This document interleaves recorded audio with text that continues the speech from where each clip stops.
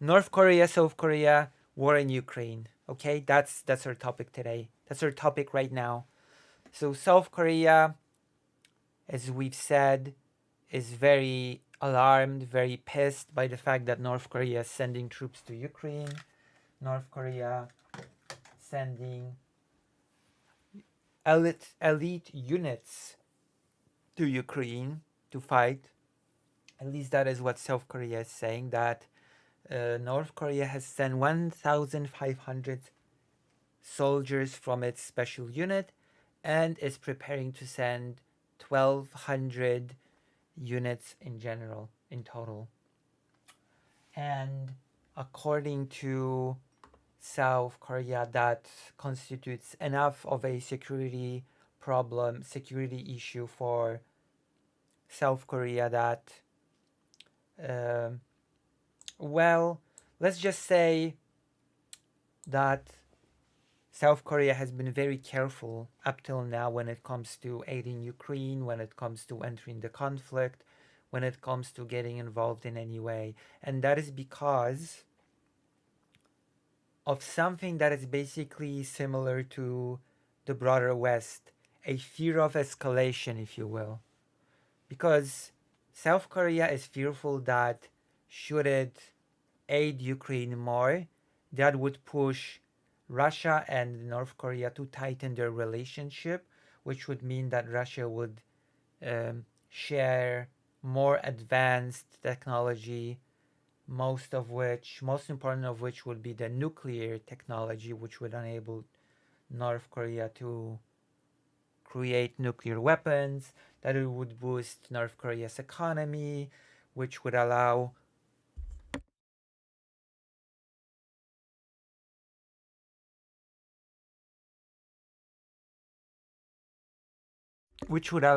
North Korea to create a war, um, you know, a military complex industry that would be able to threaten South Korea in a real, tangible way. So that is basically why, thus far, South Korea has limited its help to Ukraine to humanitarian aid, such as demining equipment and stuff like that. And the only way in which South Korea has provided any weapons to Ukraine was through third parties, such as the US or Poland. South Korea would give weapon systems to the US and to Poland, and Poland would then give those systems to Ukraine to use in the war. But that also is about to change because this policy of caution has not really worked. This policy of caution has actually, you could say, backfired. Well, not necessarily backfired from the perspective of South um, Korea, but it's not worked. It has not been successful. North Korea and Russia, um, cautious or not, has in fact strengthened um, the bond with Russia more than ever. Russia and North Korea have um, extended, renewed their military alliance all the way dating back to the Cold War. Uh,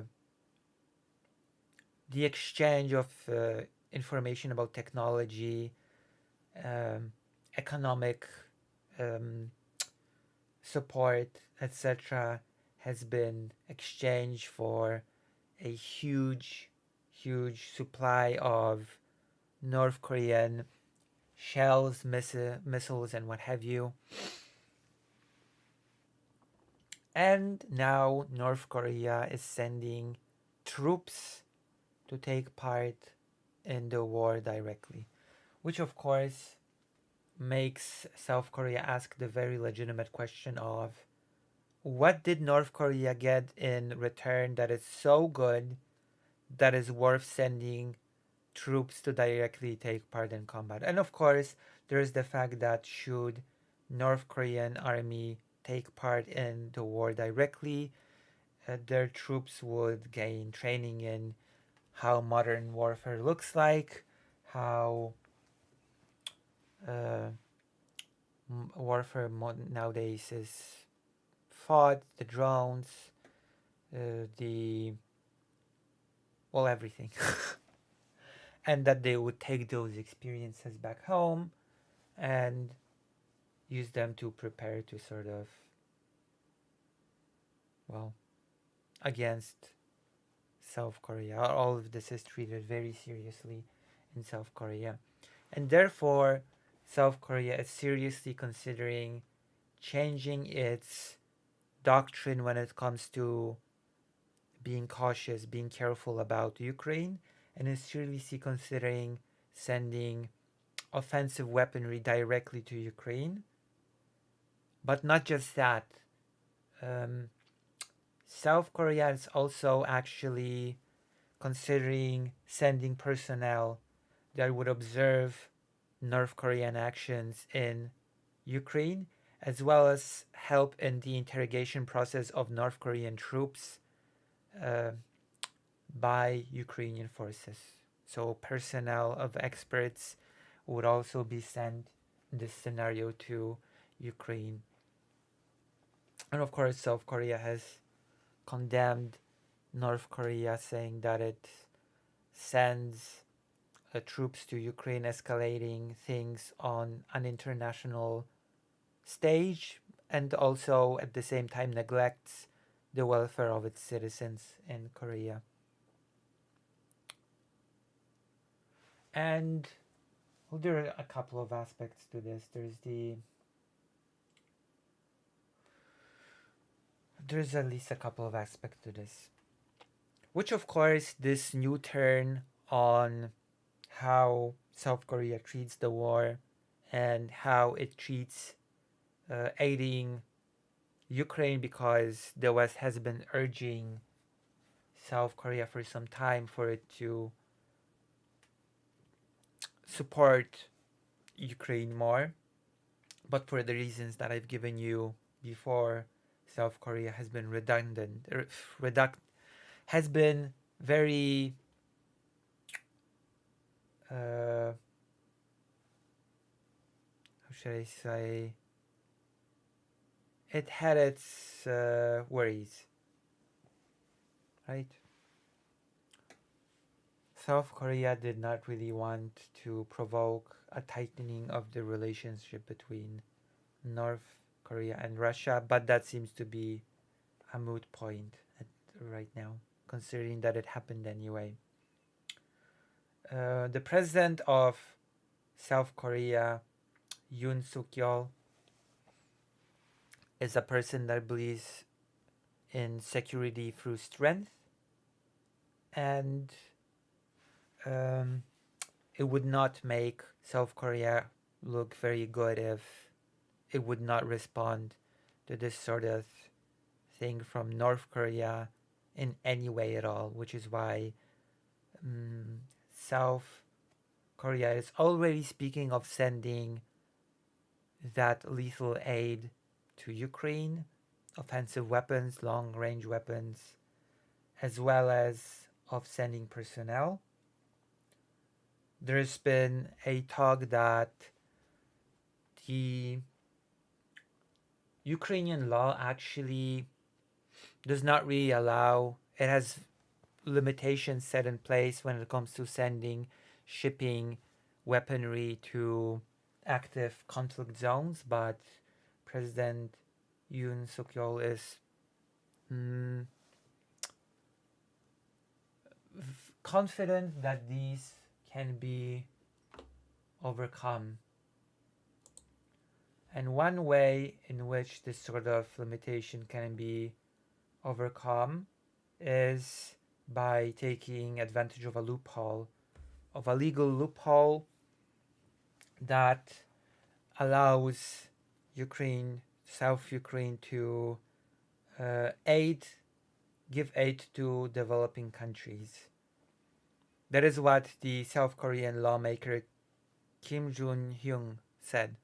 Unfortunately, the same Kim Jong-un is also opposed to Ukraine being helped by South Korea,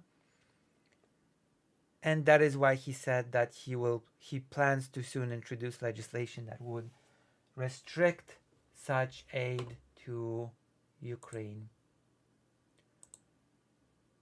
Considering that South Korea is one of the biggest producers of weapons, it would be a huge boon to the war in Ukraine if South Korea would decide to support um, Ukraine more directly when it comes to delivering weapon systems, shells, etc. Especially since it would also send, it will also possibly send a signal to Russia that maybe its tight alliance with North Korea is not the best idea, because South Korea again is believing in peace through strength, and peace through strength also means sort of being able to project that strength into the world. For example, creating a very big benefit loss analysis for Russia. Yes, we are benefiting from North Korean troops. Yes, we are benefiting from um, North Korean armaments. But just how much are we going to lose if South Korea sends a substantial amount of armaments themselves plus personnel? You just have to do this calculus. Is it still sort of beneficial for us to continue this cooperation with North Korea? Or maybe the involvement of South Korea in the conflict makes it too costly? That is what South Korea is sort of trying to create. Although South Korea also, the presidential election is in 2 weeks.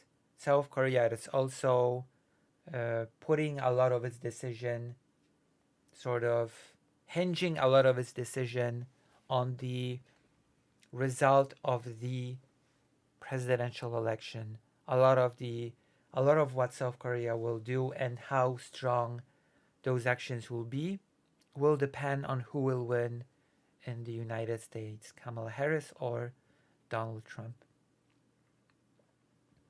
Naturally, the ambassador of Russia has been called by South Korea. South Korea has demanded an immediate withdrawal of all North Korean troops from Russia. Of course, that has been completely ignored. North Korea has denied any sort of movement of troops, which South Korea does not believe for a moment.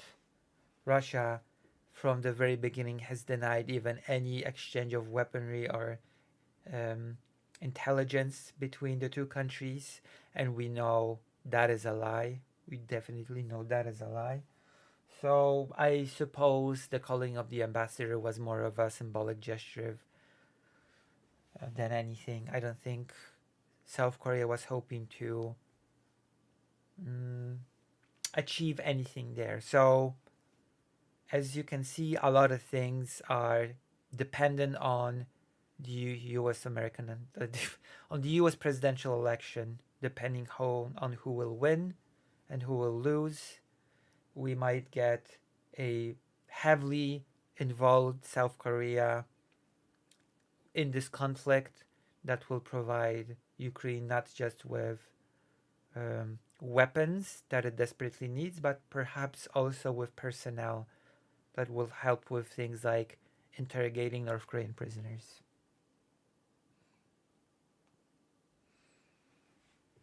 So yeah.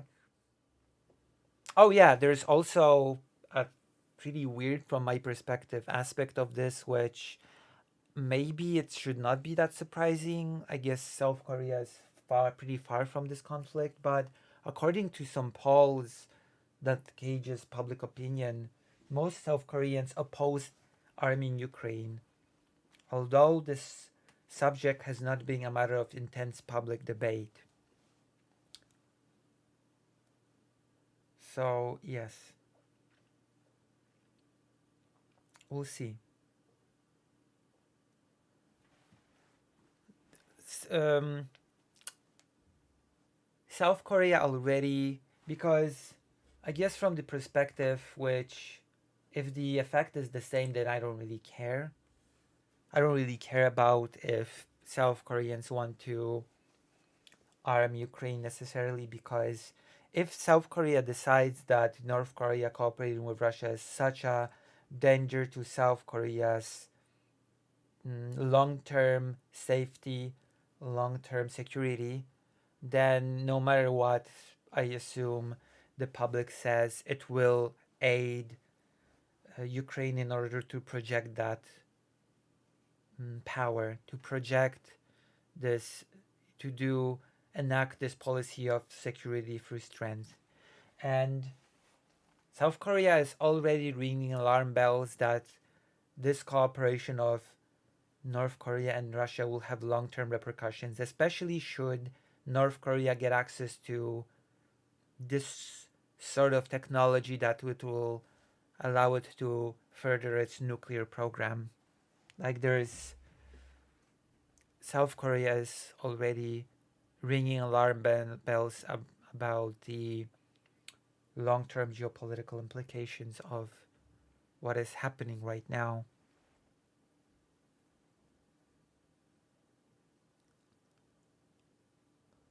Is North Korea pretty much forced into stance like this because of its lack of allies? I mean, technically speaking, China is an ally of North Korea.